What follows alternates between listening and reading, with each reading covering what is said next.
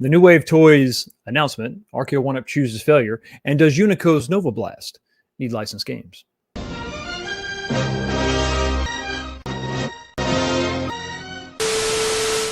What's going on, everybody? Welcome back to the channel. Another episode of This Week, the show where we talk about what happened this week in the world of home arcades, episode 139. Congratulations. We've made it to 139. Close to 150. Man, this has been another productive weekend, I got to say. Got some stuff done. Not quite 100% wrapped up on Arctic Thunder. I decided at the last minute I needed to add one more thing to make it absolutely perfection. So we're going to get that one last video on that wrapped up, and then that thing is going to go on the chopping block. It's going for sale. We're going to get rid of it. It's got to go. I'm kind of sad it didn't come down here to the arcade, but if I bring it down here, I got to take it back up. So it's been a lot of fun. Can't wait to get that thing, sold, find a new home for it. A little bit of an issue, a little bit of the saga, I guess, continues with Road Blasters. So I posted a while back that the board came back. The board was home because I had a sound issue. Just a simple sound issue, no big deal. But then, I had to send that off. Supposedly it was repaired.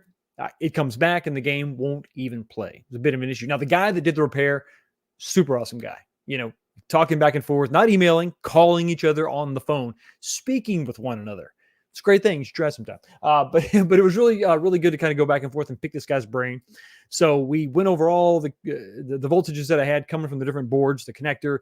Finally, it was like, hey, listen, just send me the board back. So the board goes back to the guy. The guy says, hey, here's a video of it running. I'm like, great, you fixed it. He's like, not really. I didn't do anything. I'm like, oh, okay, well, I don't know what's going on. So just send me the board back. Let me know all the details of your setup, and I'll see if I can just verify that everything's working on my end, which was weird because the board was working minus a sound issue before I sent it to the guy. I had video and all that. So then the guy's like, okay, listen, I'll send it back to you, but I'm not going to leave you hanging. I'll be with you every step of the way. And he has for the most part. So that was good. Before the board was able to come back, he's like, hey, I just want to let you know, I decided to check it again before I left, before I sent it back to you. And there's like a sound issue again. Something failed on the board. So guys got to work on that. So I think he's doing that this weekend, and then he's going to send it out next week. And when I get home from this week's journey, I'll try it again. So the Road Blasters is still, I can't blame Joe Sabo. I'm waiting on the side art still. But no, I'm still waiting on the board. Got to get the board fixed. It's a damn shame. Everything else is done. The cabinet's been done for a while, with the exception of the board sound issue and the side art. It's really it. So it's beautiful. It's a beautiful cab. I'm rolling around in my shop. Every time I got to do something, I got to roll it over out of the way. But it is what it is. So anyway, so that's what you can't see it because you're over there. And I'm pointing at something off screen, off camera. But down here, I finished up the little entertainment center thing for the games, the consoles. It looks really good. It's just not big enough. I have too many games. So now I think I got to make another one for the other side just for game storage. So that's been a lot of fun, though, getting that done, just to find a home for all this stuff, because my console is really still sitting in a box from the move. So finally getting those squared away for the most part. Game storage will have to be another issue. But yeah, so that's coming along good. I hope you had a productive weekend as well. What are we drinking tonight? I'm drinking Jefferson's. It was actually on sale. The very small batch, usually something I can catch on sale for $28, was on sale for $25. No coupon required. So that was really great. So snagged a bottle of that. And yes, I am wearing green. Happy St. Patty's Day, everybody. So you can't pinch me, which you couldn't really do anyway because you're not here right now. You're over there and I'm over here. But I am wearing green. So hope everybody had a safe St. Patrick's Day weekend. If you got a little tipsy, I hope it was just that and you got home safely. So everybody, if you're going to drink with me tonight, as always, drink responsibly. So cheers, everybody. Happy St. Patty's Day. So we talked about that. We talked about, I got to talk about the poll question. Every single week here on This Week Show, we have a poll question. This week, I've got a serious question for you. The Nova Blast cabinet is coming out. It's already here. There's one here. We're going to talk about some more of the details in just a second. But next month, these things are going to ship. They're going to ship out, and they're going to be going to those that were lucky enough to pre-order this thing. But the question remains, is it enough to be just ready to go for a JAMA board or your PC or your console, or does it need games included? Does it need a licensed game setup of some sort, right? To give it some cred, right? Some street cred. That's the question I'm posing to you. So that's a simple question. Does Unico's $1,000, just a bar top, right? You can spend more than that, but you're going to spend at least $1,000. Does Unico's $1,000 Nova Blast need to include licensed games to be successful at that price point is the kicker, right? $1,000. We'll go over it later on, but what is your opinion? I want to know what you think. Jump up there and vote in the poll question. We have 60 votes so far. I've been watching this for about 10 minutes as I was getting ready for the show. It has fluctuated. It's gone back and forth. Yeses were winning. Noes were winning. We're going back and forth. So I'm interested to see how this shakes out because I think it's a real question. At that price point, is it enough to just be a cool, recreation of a candy cab? Let me know. Vote, vote, vote. Okay, so let's say hi to the top 10, the first 10 commenters of the night. Let's get the mouse cooperating. There we go. You did it. You did it, Logitech. Good job. Sorry about that. Let me scroll up here and say hi to everybody. The first one, 10:44 a.m. Frank D coming in first. Thank you so much for being here, buddy. First. That's all you got to say. Congratulations. You win the day. Coming in at number 2 is Game Broker 84. Hi, Fox. Happy Sunday. Can't wait for the stream tonight. What are your thoughts on the carpets from New Wave Toys? You mean the bombshell announcement from New Wave Toys? When do you think we will know if they will enter the 3/4 scale arcade market? We're going to talk about some of that tonight. We're going to talk about all that tonight. Questions will be answered later in the show. Thank you so much for being here. Coming in number 3 is Andy's Game Room. What's up, buddy? Happy Sunday indeed. Beach Native coming in at number 4.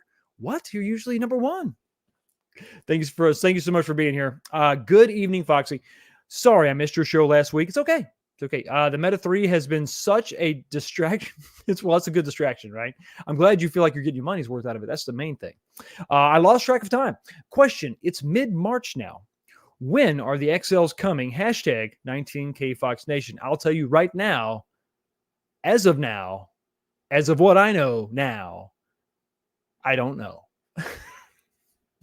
Expect something around June or July, an announcement. Don't expect to be bowled over. Don't expect to be surprised. And don't expect to see more than one XL. But you are number 4. Thank you so much for being here. Dan Z, number 5. How you doing? Good to see you, man. Happy St. Patrick's Day. Happy St. Patrick's Day to you. Cornercade first, -5. Coming in at number 10 or 6. Thank you so much for being here, man. You're so close. So close. Sir Sega, number 7. How you doing, man? Good to see you. Yo Fox, Unico licenses. Are you talking built-in games loaded on a small JAMA PCB? What would be a nice bonus? That would be a nice bonus for the $13.50 I spent. Yeah, exactly, right?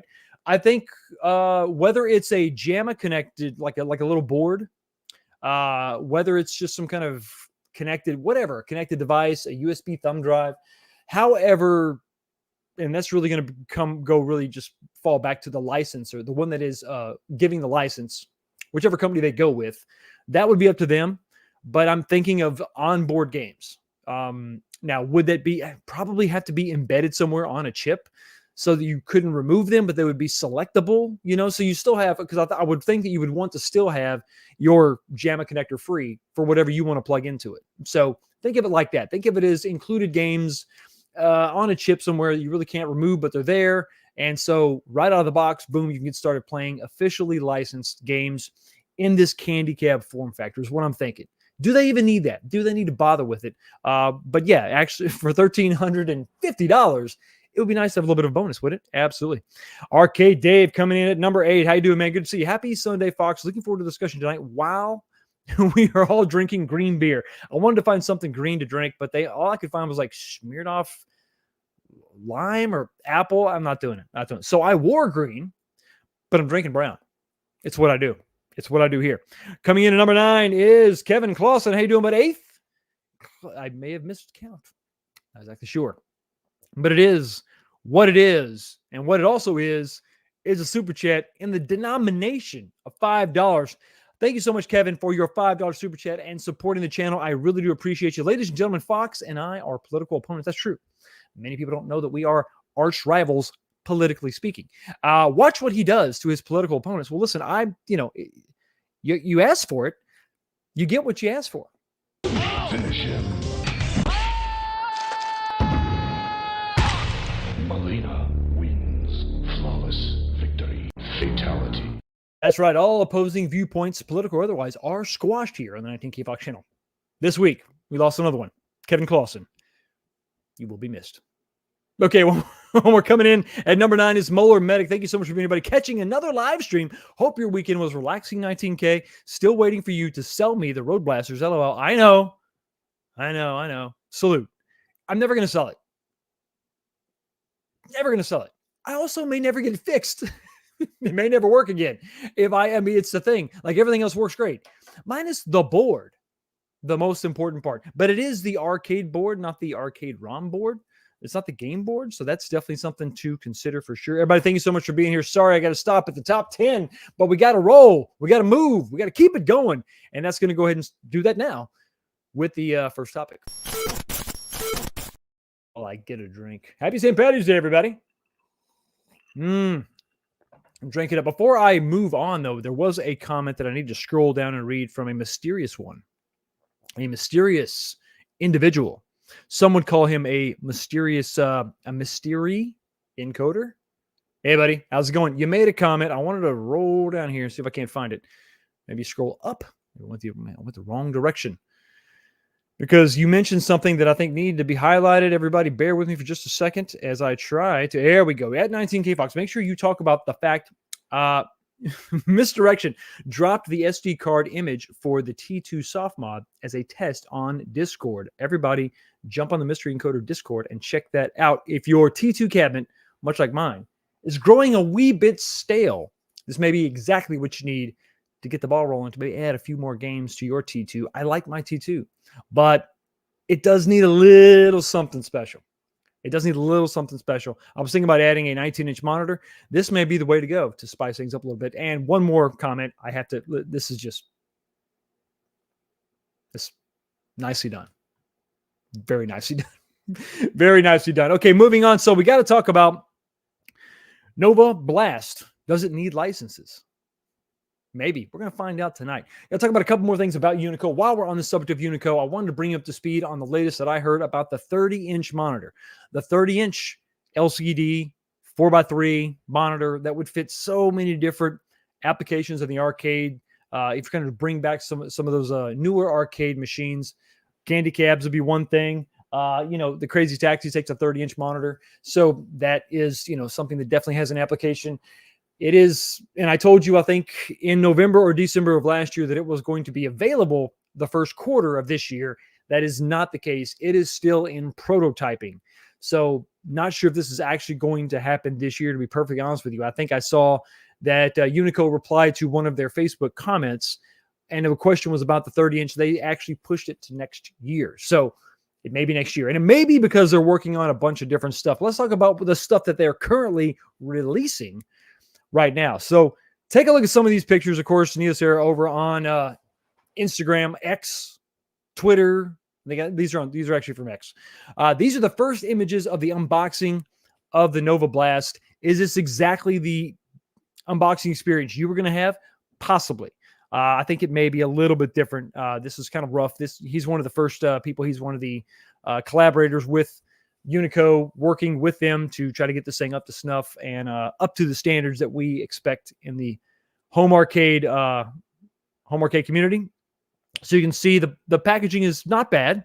No big gouges or scratches as far as we can know. You can also look for yourself and verify that there's been no destroyed side panels, which is something that maybe they could talk to at games and maybe talk to them a little bit. You see, you've kind of got the bar top over the left-hand side with the big styrofoam, and you have all the individual metal pieces for the base over on the right-hand side. So yes, you're going to have to completely assemble your base. The base doesn't appear to come assembled in any way. So a lot of small sheet metal screws and nuts. Is this going to make it a little more unstable? It would be nice if these things tabbed together. Not exactly sure, but I'm excited to see what we see moving forward. A couple of other interesting shots that I wanted to take a look at. This is the bar top partially assembled. You can see the monitor, how it mounts in there with the front fascia, the front cover off. A lot of dead space. It looks a lot like a Candy Cab, really. When you take off the front fascia or the bezel around your Candy Cab monitor, this is exactly what you see, some voids top and bottom. It also is going to be nice when you go to take this monitor and rotate it to go from horizontal to vertical. To rotate that is going to be nice and easy. You have plenty of room all the way around the monitor, so that's nice. It's not an extremely heavy monitor, which also is very, very nice indeed. So you might want to It's interesting. Interesting to see that. Also, another thing I want to talk about, and we're going to address another thing that I want to bring up. Not necessarily a criticism, it's just a suggestion. And that's the topper. You can see the topper on the right-hand side.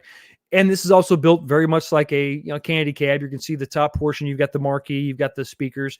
8-ohm speakers, which is exactly what you would expect with a JAMA setup. That's going to limit you as far as what you want to do for modifications. Now, if you decide to go with something else, if you decide to go like run a PC in this, you're not going to be limited to those 8-ohm speakers. But if you're going to run JAMA, you're going to have to go back to that. So maybe take them out, put them off to the side, put something else in there to get a little more, to have more speaker options. And that's the problem with 8-ohm speakers.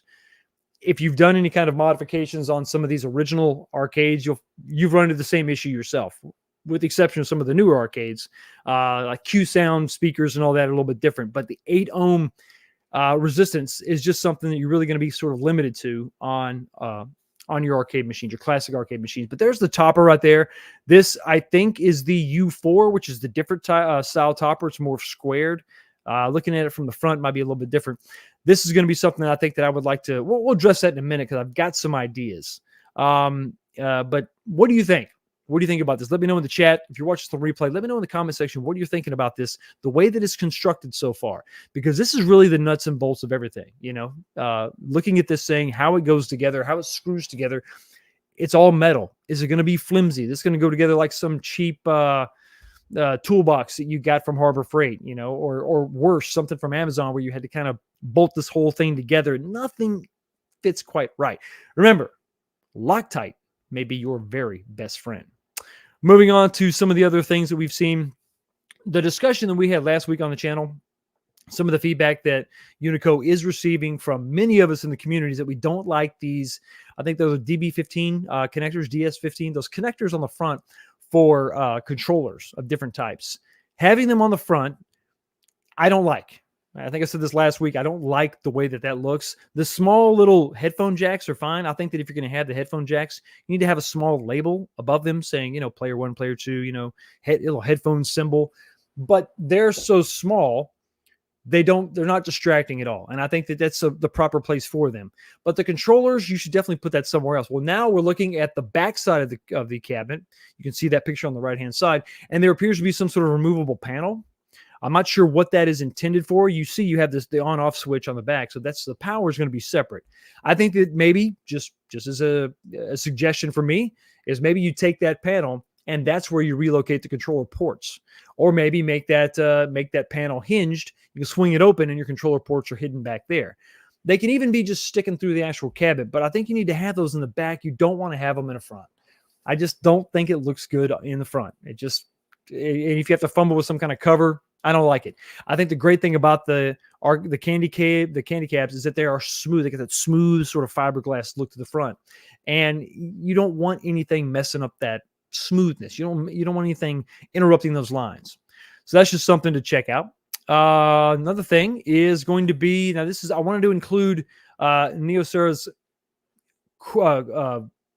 comments on each picture because he's having a bit of an issue. So you'll see this has a little Raspberry Pi symbol on the chip dead center there. That's what they're using for the USB encoder. And this is what you're going to plug a lot of your consoles into. JAMA is going to be, it's going to be separate. That's a separate wiring standard. That's a separate thing. If you're going to plug into the USB encoder, this is what you're going to be dealing with. And, he's been checking out a bunch of different applications. Steam Deck and the analog docking station have been giving him some problems. So I think more specifically the analog docking station. Is this going to be something you're going to be bothered with? I don't know. The analog isn't the greatest. There isn't there's not a ton of the analogs out there. And if you've got one, the analog pocket, and if you've got one, you also had to buy the base separately. Is that something you're going to want to plug into this? Maybe not, but I think that it's great that he's going through all this and being as thorough as possible. That's really pretty cool. So with all that being said, let's talk about the question at hand. And this is something I've been thinking about. And this is something that has hindered Arcade1up and other companies, iArcade, from really going beyond, like achieving a different level. Not Super Saiyan. We're talking about something else. We're talking about mass appeal, mass market. Now, This is a little different scenario because this is not intended to be a direct arcade recreation of something that is specific to a game. These candy cabs were made specifically to house any kind of game. I mean, they weren't really made to be this game or that game. The control panel was modular in that you could swap it out and have 6-button layouts, 3-button layouts. You could have a single player, you can have a 2-player, and keep the same cab shape, the same size. I mean, there was really no branding at all on the cabinet, with the exception by where the control panel was. You could put your moves list there. And sometimes on these Astro Cities, they had a plexiglass topper where you could actually put the game you were playing on, But beyond that, you really had to move on to different kind of candy cabs to have a lot of branding on the cab itself. This thing sits just like it is, right? It's just rocking, sitting there being in Astro City. And then you got to actually figure out, you got to look and check out the attract mode to see what game is on it. But does it need a licensing agreement with some kind of big company to really make this thing stand out? That's the question I'm posing to you right now. I'm of a couple different minds of this. I think that because of the way, generically, the way this is, and of course, I'm a fanatic about the form factor. I bought one. I imported one. I think it's worth the price because of the flexibility of it. It's not necessarily a Swiss Army knife, but it will accommodate just a ton of boards out there. Now, obviously, light guns and driving games, you're not going to be able to do that. But if you just want to sit down and game, usually fighters and beat 'em ups are the best way to, they're just the most prevalent in this size or with this form factor, because you can sit down, you can play for long periods. Now, also, if you're getting old, if you're getting up in the years, you're more than 30, let's say, okay?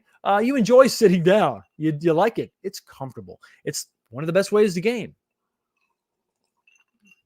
This was always intended to be that, a sit-down cabinet that you can just jam all day long. So for it to be successful, generally speaking, no. At the price point of $1,000, that's where things get a little bit dicey. I think that it could absolutely benefit from certain types of included games. Official licensing is always good. If you're fans of some of these different companies, official licensing can be something that pushes you a little over the edge. It's like, okay, they're in, I'll buy it. It also adds validity to the product. If it is licensed by whoever, if they've got included games by whoever, it does give a little credence to the fact that this is a legit piece of machinery. This is a legit piece of artwork. Not artwork, but this is a legit thing that a company saw enough value in to partner with to say, hey, yes, you can actually put our games on your device. But somebody besides Data East. Now, Data East is great. They have a lot of great games, but we know that they will just license their games to anybody. So it's not that they don't count. I think they would help. But is that going to be the thing that makes them successful at $1,000? Now, if we were talking about something that was all metal and pre-wired for everything and it was $700, I think it's fine. I think that's a great price for what it is. And yeah, all day long, I think they could sell like hotcakes. Even if it was just a bar top at $700, you're getting a lot for $700. But we're not talking about that. We're talking about $1,000 bar top, more if you want to include the base to really get the candy cab look. And so when you talk about that, what is that, $1,200? Yeah, I think that it could absolutely benefit from a certain type of partnership. Some games, something very, very something akin to having, or something that has a lot of 6-button beat 'em ups, or side-scrolling shooters, or 6-button fighters. Something that's really, somebody with a deep, long history of games in those genres, like SNK. SNK is somebody they already have licenses with. Unico builds all of their little MVSXs. So would it be cool to have one of these with some built-in, Neo Geo games? Does it have to have the entire list of 50 games? Maybe. That would definitely move the needle for me for sure. But even if it was just certain games, maybe if it was just 10 games, 20 games, and they were Neo Geo fighters, maybe they have a little bit of a mix. Have several, because they're all about the fighters. So you have several fighters, and then throw in a couple Metal Slugs. Maybe something else, some kind of other beat 'em up. What is it, Sengoku? Those games are really fun. Something a little bit different. I think that would definitely move the needle. So I think that that's something that maybe, just maybe, we could see in the future. Maybe they come up with the first wave of Unico cabinets, and then maybe they have a Unico Neo Geo edition. Because back in the day, remember, candy cabs weren't, now Sega pioneered the thing, right? But then eventually all the other companies came on board and made their own candy cabs. Neo Geo was one of them. You had Taito, Egret or Regret. You had, who else? Namco, even Capcom. Capcom had their own little versions. They had the little cuties, they were different.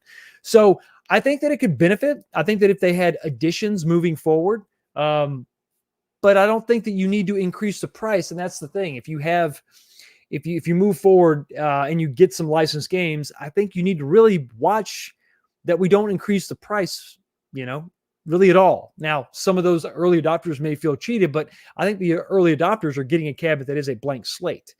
To have some games included shouldn't really add much more to the cost. And if you go through the product's life, the life of the product, I think that you're talking about, something that, hey, we're trying to reinvigorate some sales.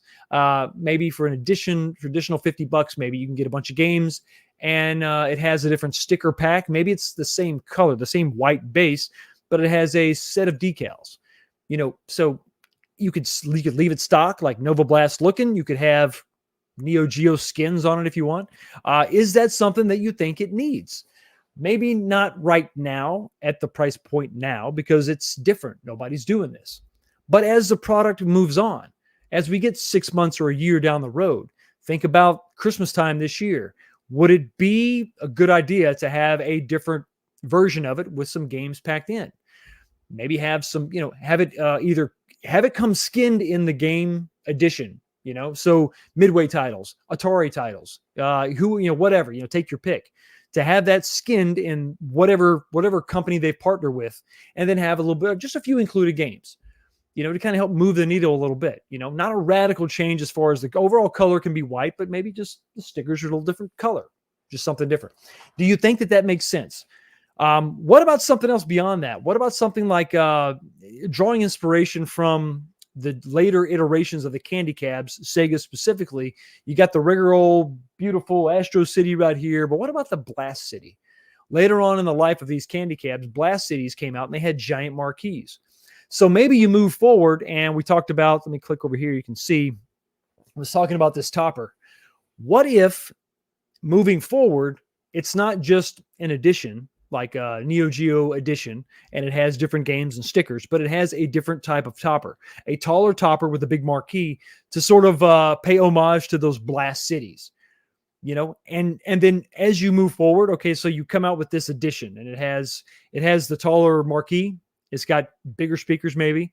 It's got some games built in. Do you allow these parts to be purchased by customers? Maybe they want, okay, you missed out on the Neo Geo version. Don't worry, you can buy the sticker pack over here on the website. And if you dig that topper, if you want a different topper, you don't need to buy a whole new cabinet. Just buy the actual topper.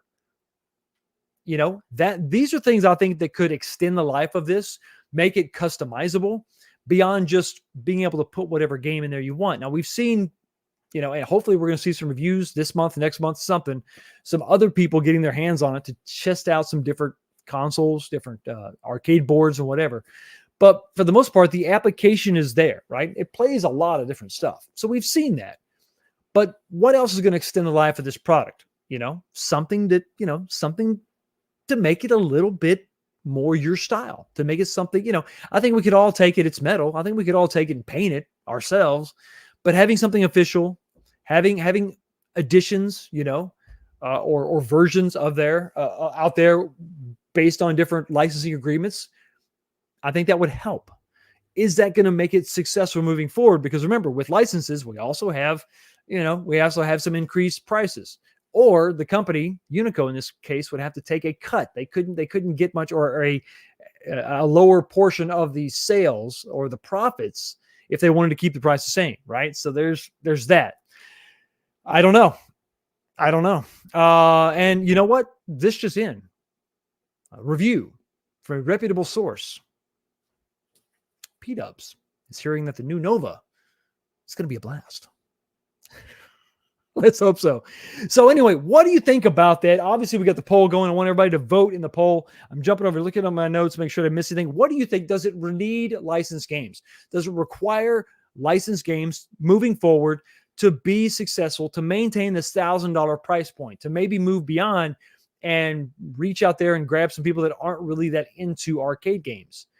I don't think that's really going to happen, because I think that this is specifically made for people that are into arcades, home arcades, making your home arcade a unique experience. And I don't know that that's ever really going to have a mass appeal. You're not going to walk in Walmart, hey, let's buy this Nova Blast for $1,000. It's not going to be that. But I think that there's enough of us out there that would probably buy one and then buy some of the mods and customize it and make it, make it different, make it special, make it something that is uniquely ours. But does that really breed success? Well, that's up for, I guess, for us to decide, for Unico to decide, but only the future will let us know if it panned out. New Wave's announcement. New Wave's earth-shattering announcement. As we saw in the comments, it left some of you floored. It's a great comment. So let's talk about the first thing. The first thing from New Wave Toys this year, or not this year, this week, coming to us from, and I was happy to see this, right? So this is something we saw at the Cleveland Gaming Classic. Michael B, the Game Genie. I don't know if you've seen his channel. Most of you probably haven't, because you have distinguishing tastes. But Michael B claimed to be the only one that has any footage of this. He claimed to be the only one that played this, and it's just lies. It's all lies. It's deceitful, and it's wrong. Absolutely wrong. But we saw, everybody that was there got a chance to check this out. Most of us did anyway. And I thought it was very cool. And yes, it's playable. It's playable, and it's fun. It's unique. It does take up a lot of space, so it is a different form factor, obviously, but I thought it was something interesting. And if we're talking about a bunch of different stuff, if you're into it, I mean, my wife loves skee ball. A lot of people do. It's one of the things that I enjoy, going to the arcades. And if you want to really have your miniature arcade, your diorama, you can do it. You can add this to it. And so now they're asking for additional feedback, which is good. That means they're really thinking about bringing this to market. And I think more options for customers, the better. Absolutely better. So if you got this email and you clicked on the survey, you were transferred, and it was really just a 2-question survey. Is really all it is. And I want to talk about these questions for just a second. First question is, would you purchase a tabletop replica skee ball machine in 1/6 scale? No mention of price. Just asking if you would even buy one. Your options are yes, no, and maybe. It depends on cost, which kind of gets to the root, right? If this thing is $300, I think everybody's out. I think if it's $200, it's a tough pill to swallow. I think it's that could be tough. Now you can see there's more material, physically more material there, but you don't have the little screen, and you don't have actual licensed games. So this is a little more generic, from what I understand. So there should be some reduced costs there. So is this a $150 option? Is that somewhere you're at? $125, $130. I don't know where this exactly would be, but I think if you're $150 or less, I think I think a lot of people are interested. I said, yes, I would purchase one. But obviously, if the price is crazy, I'm not going to buy it. But I'm thinking about the stuff that they've had in the past, $130, $120-ish, with the exception of the pinball table. There you go. The second question was, how interested are you in recreating a multi-lane? Oh, easy, fella. Do you want to buy more than these? Very interested, not interested. Maybe, depends if there is a bulk discount. Yeah, it's multi-lane. I mean, listen, if this was a miniature like bowling setup, where you could have multiple, that would be cool. That would be interesting. With the ball return and everything. Kind of specific. I mean, but I guess everything we're doing, if you've got these little toys, on a shelf is one thing. When you have, let me reach over and grab you. Come here, buddy. This is a little bit easier to put on a shelf, right? If you're talking about something that's, 12 inches long or something, or, more longer than that, it becomes a little bit awkward to just put on a shelf.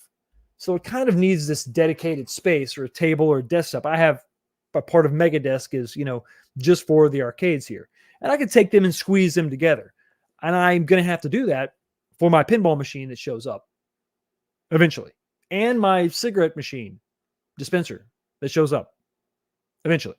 So I would probably have room. I think I could move this stuff around and then put the skee ball right there, and that could be cool. But, it's like the Arcade1up scenario where eventually you just run out of room, right? So that was interesting. Glad to see they're thinking about that. But that wasn't the big announcement. The big announcement came later. The big announcement was here. Here's the here was the big email that went out. Got everybody kind of thinking. Good day, all. Heads up. Set your alarms. Set your alarms, everybody, for 1 p.m. PD at that Pacific Standard Time. Tomorrow for your exclusive VIP early access and special discount on a new strictly limited edition arcade accessory. Son of a gun. Man, I hope I got paid this Friday because I'm about to lose my mind. And then it showed up and it was a special edition fluorescent arcade carpet, and we all drank. Now, this is cool. All things considered, right? It's twice the size. It's like the size of two of their mats that they just glued together. So it's bigger than the other ones. Custom designed by Dirty Donnie, but it's $30. So it's $30. So that's like it's let's take the thing, let's just double the size, and then we're gonna more than double the price. Is it necessary? Not really, because the mats that they have now are perfect for individual arcades, and for the most part, that's what you have. Now, you're not going to really save any money, obviously, by doing this. You're going to spend more money.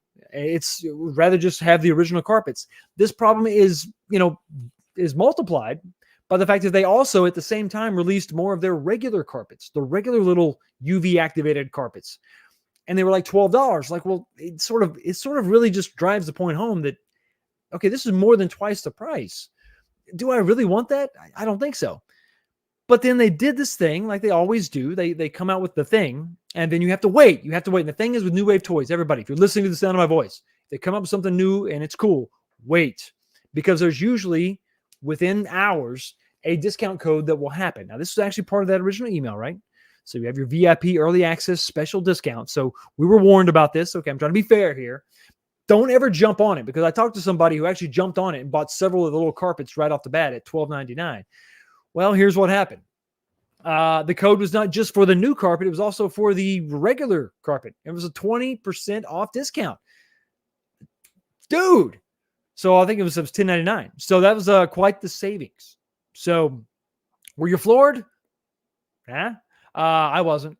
And I'm sad, because ever since the Cleveland Gaming Classic, we've been talking about this partnership with GRS. We've been talking about New Wave Toys coming out with something drastically different, and they had to partner with GRS to make it happen. Now, everybody has been saying, thinking, speculating, hoping, praying to the Arcade1up that it was going to be some kind of full size or 3/4 scale offering.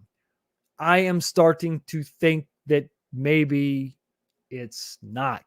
Now, I have no knowledge, anything. But Glenn also makes the small arcades, the little ones. He makes the little guys. Is it possible that they've just partnered with him to make something small, to continue to make something small? I don't know.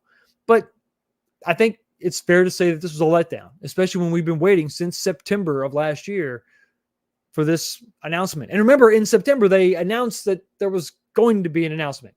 The announcement there was that there was, hold on, there will be a future announcement in the future some other time, but not now.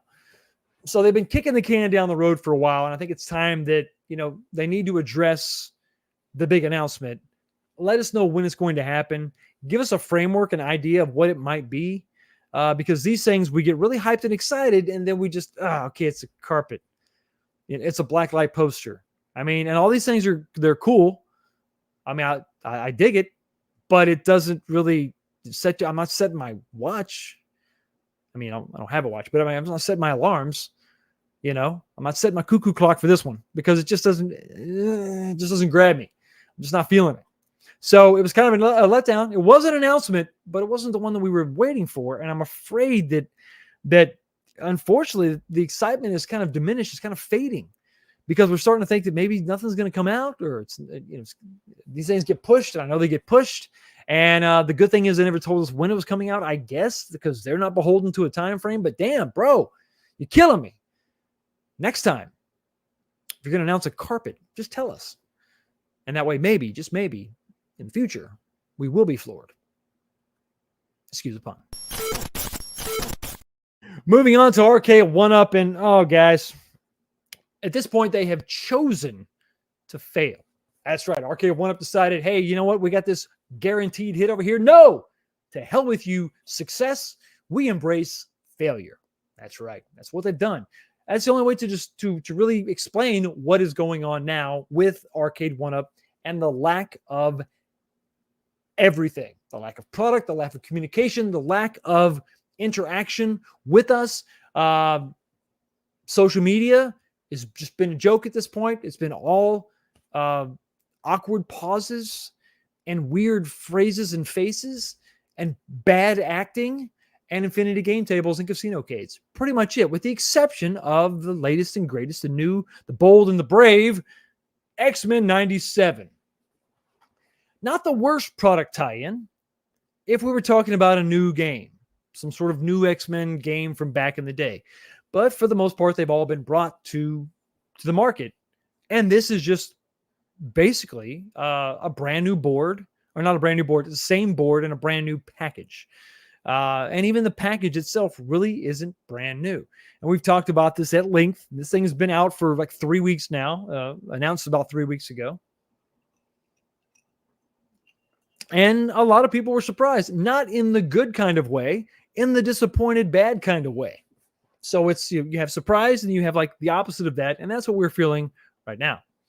So, oh, there you go. Chosen, yeah, is the best way to sadly, yes. Kevin, I don't understand at this point why they're doing this. And it's not like they can say, well, we have no idea what you want. That's not fair. It's not fair. We've been pretty vocal about what we want. And the backlog for all these things is well documented. And the list of games are out there and the emulators are out there and all that. But why? Why do this when it's been 4 or 5 months at this point with nothing? And this is all we have. This is it. Hanging your hat, not on the game, because just newsflash, I know maybe some of you don't know. Maybe there's children in the audience. I'll let you know. X-Men 97 is not a game. It's not a game at all. Never happened. X-Men 97 is a continuation of a cartoon show from back in the day when we were kids. You know, it ended in 96, 97. It's picking up where it left off. And it's a cartoon show. And it is a collaboration with Marvel/Disney. Nothing wrong with that. But the biggest problem I have, I mean, if you take all things considered, right? I think the biggest problem I have is that the marquee at least should have said the game, the name of the game that is on the cabinet. But it doesn't. It does not. It is X-Men 97, a game that doesn't exist.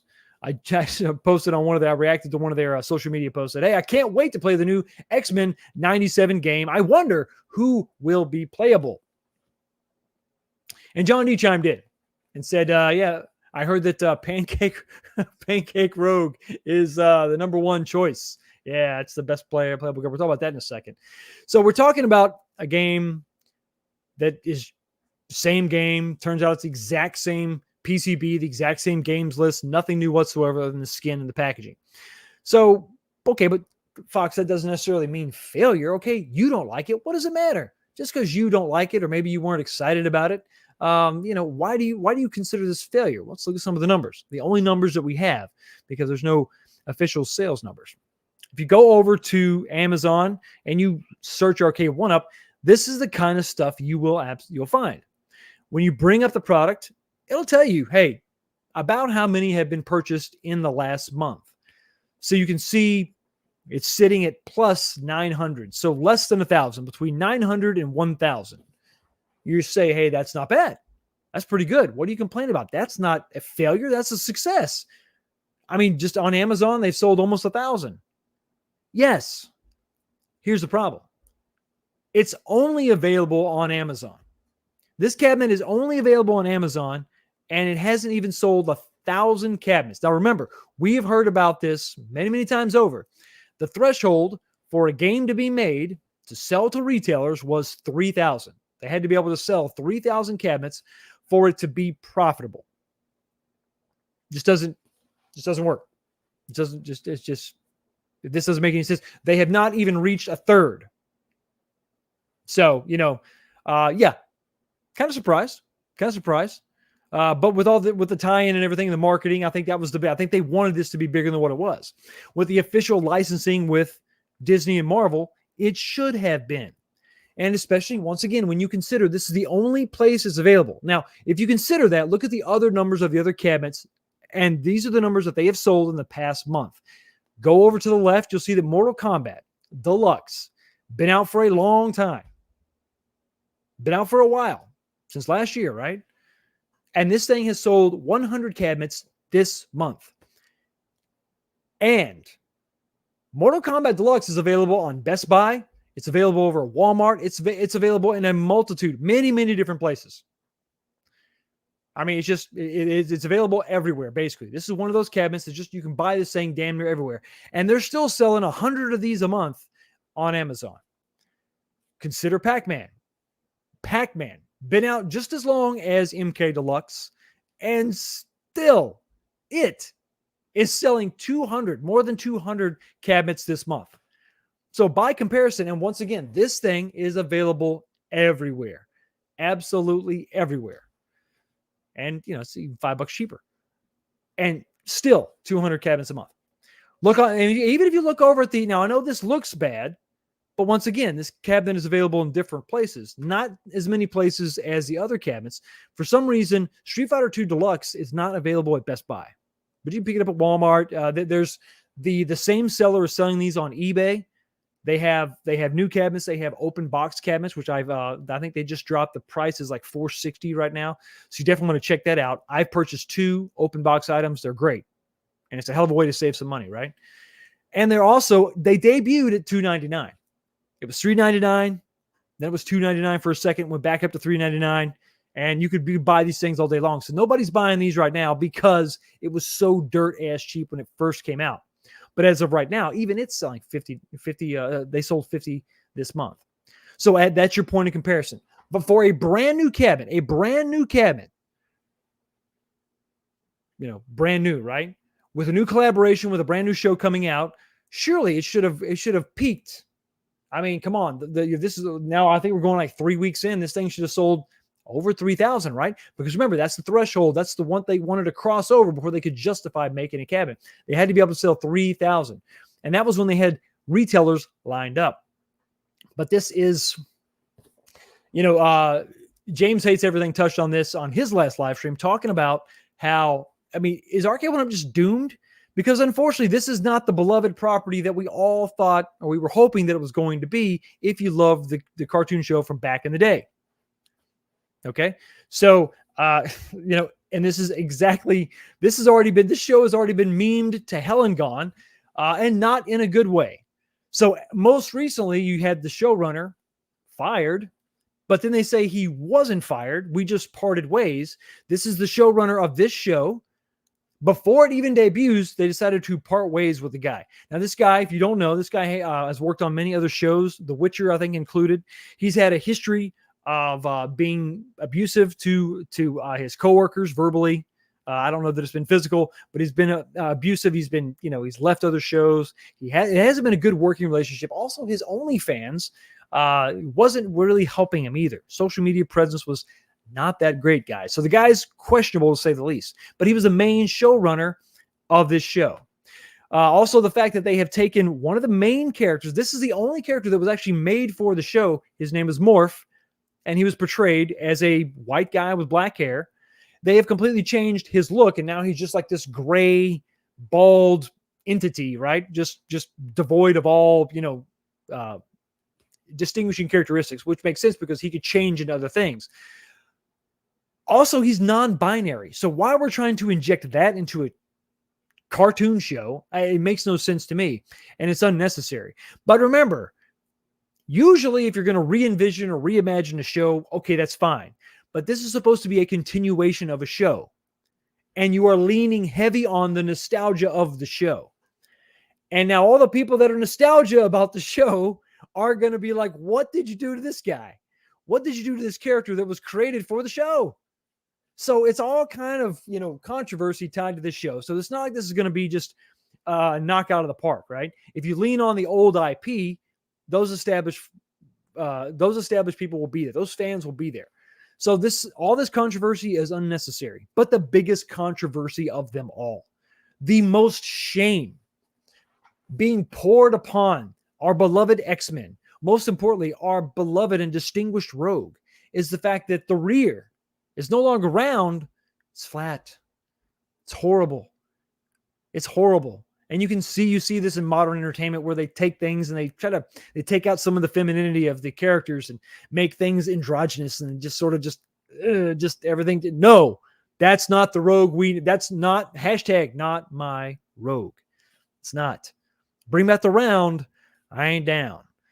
And it's sad. So now we have, not only did you go with something that's not even a game, it's a TV show.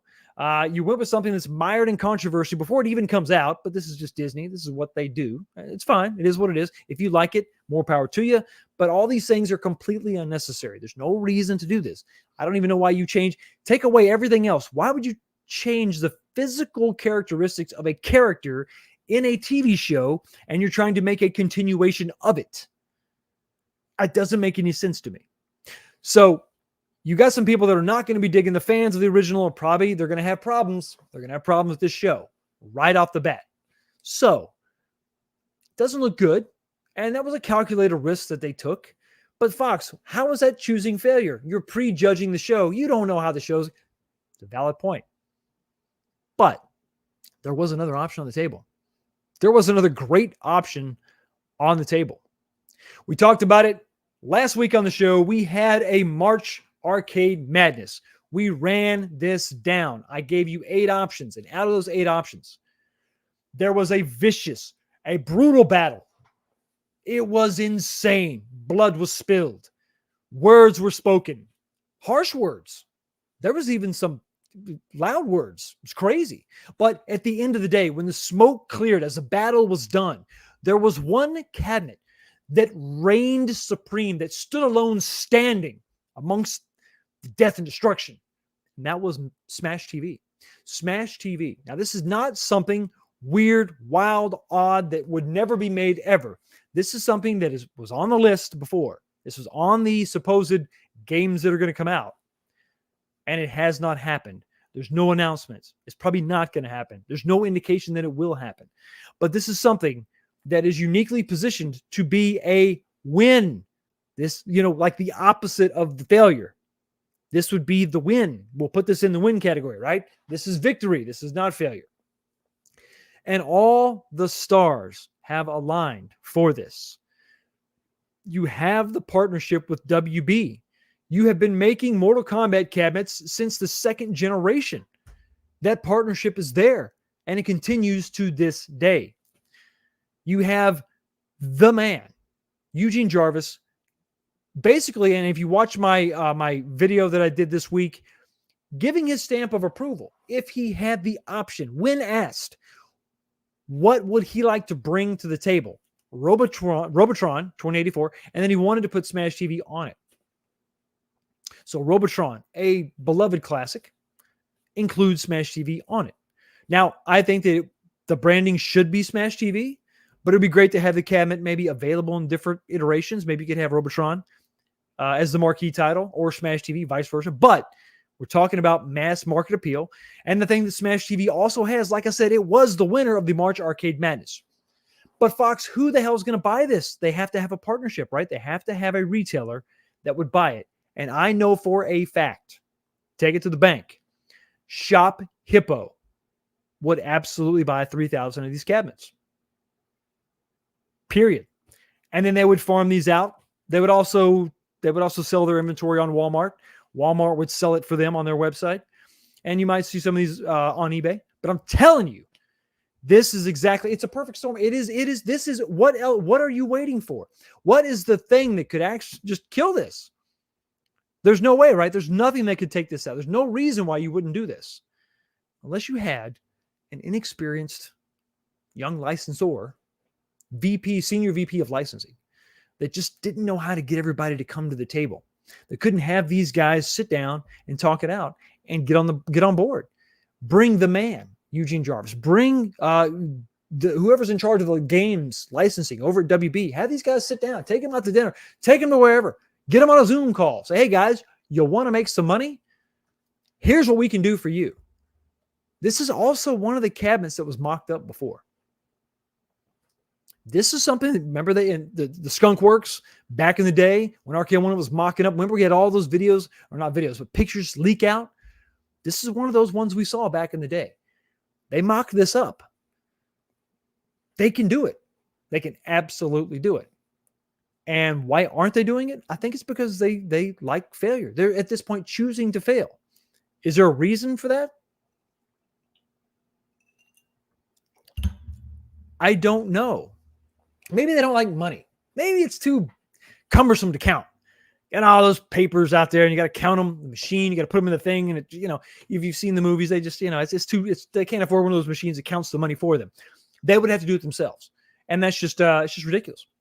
And so it's too much work. So let's sell nothing, and then when we do decide to sell something, let's sell something that's mired in controversy, and something that Arcade1up just can't get enough of, right? They just can't get enough of the controversy, just like I can't get enough of a super chat. This one is $4.99 coming to us from Gaming for God. $4.99. Thank you so much for your super chat, which is why, as you know, at this point, I just built my own Mortal Kombat 1 through 4, Blitz 2000, all the pinballs, KI1, KI2 Pro, etc., etc., etc. Well, you are a shining light of ingenuity and a modding genius, and you're probably pretty good with your hands. For those of us out there who just can't do that, they deserve better. But I see your point. At where they are now, if they're not going to make it, you just got to make it yourself.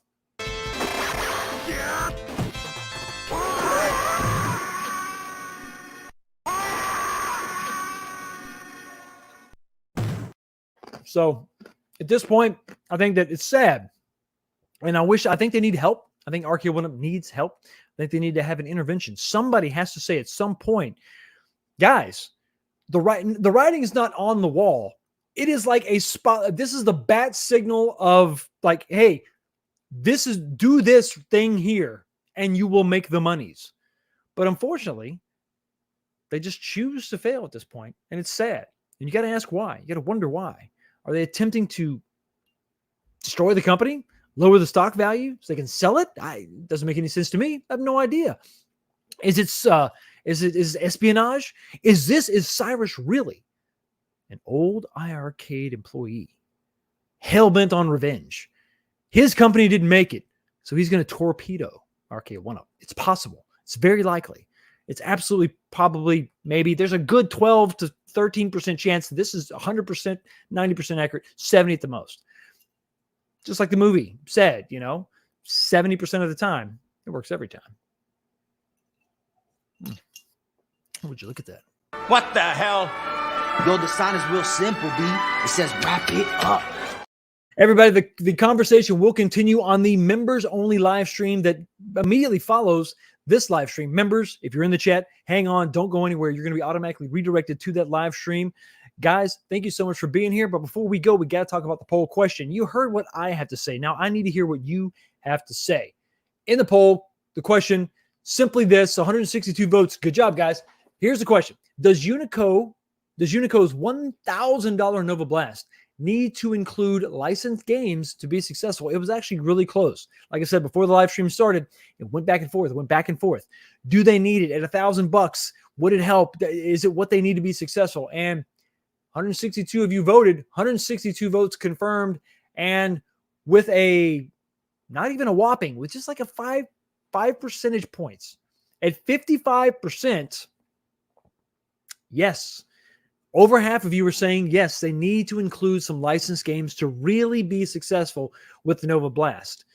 Different editions, games built in, different toppers, logos, decals. Maybe all that doesn't just pales in comparison to good old-fashioned licensed games. Will we see that in the future? Maybe. You never know. We'll see more. Probably we'll know more after that first wave of Unico Nova Blast cabinets come out there. And, I'm excited to have something different. And who knows? Who knows what the future may hold for Unico and New Wave Toys and mystery other company out there working with someone we may have heard of. Wouldn't that be interesting? Anyway, thank you so much for being here, everybody. I hope you have a great, productive week. Don't work too hard. I'll see you all back here next week, next time. Peace.